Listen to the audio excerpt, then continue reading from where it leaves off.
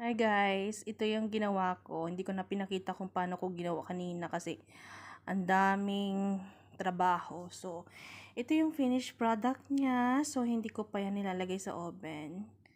So, habang tayo naghihintay matapos, nag-watch muna tayo ng movie. And, ipakita ko sa inyo yung isa. Here is it. Ayan. So, malapit na siyang maluto. Tapos, ilagay natin ulit yung isa. So, ngayon, habang naghihintay tayo na matapos ang ating food, then, manood muna tayo ng movie. Ganito guys, kasi Friday ngayon is our off. Wala kaming pasok. And tomorrow, starting